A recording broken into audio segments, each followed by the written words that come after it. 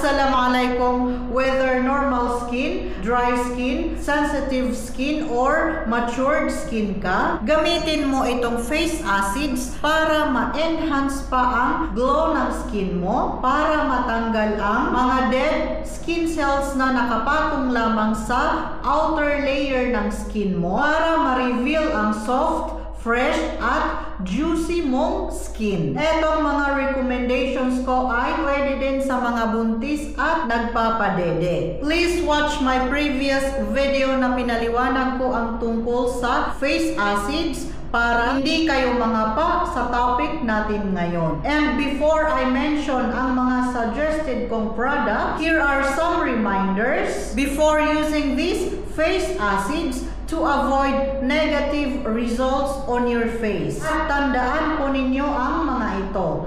Number 1, ang mga face acids ay twice a week lang gagamitin. Pinaka-maximum na ang 3 times a week para hindi ma-over-exfoliate ang balat at hindi ito mairita. Number 2, sa gabi lang ito gagamitin. Pangatlo, non-negotiable ang sunscreen sa umaga. Meaning to say, hindi pwedeng hindian at bawal baliwalain ang sunscreen sa umaga araw-araw. Kailangan din mag-reapply every 2 to 3 hours. Number 4, kapag gagamit ng face acids, especially kung ito ay toner, huwag nang gumamit ng cotton. I mean, huwag na itong ipatak sa cotton saka ipapahid sa skin mo. Kasi ang iba, kung makapahid ay parang nagkukudkud ng maduming kaldero sa sobrang diin. Naku, bawal yan. Ang cotton actually is like a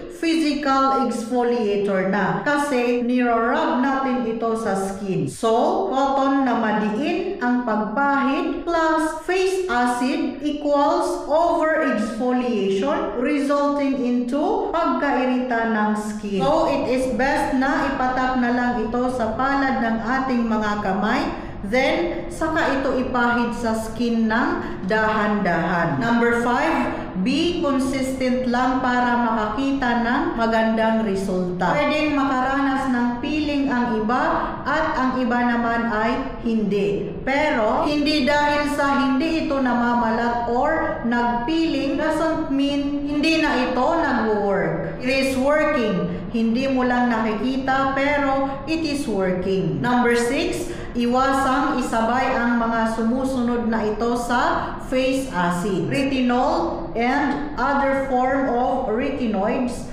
vitamin C, benzoyl peroxide, at hydroquinone. Number 7, mga nakakatulong at magandang isabay sa face acid. Hyaluronic acid, ceramides, moisturizers and hydrators na gaya ng Centella asiatica, aloe vera, at sunscreen. So, eto na nga ang mga recommendations ko. Number 1 ay from The Ordinary, glycolic acid, 7% toner. Number 2 ay galing sa Dermo Republic. Ito yung kanilang 7% glycolic acid toner. Number 3, The Ordinary lactic acid, 5% plus hyaluronic acid. Number 4 ay galing sa Sol Apothecary. Hindi ko alam kung ganyan yan basahin. Basta yan yung kanilang glycolic acid, 7%.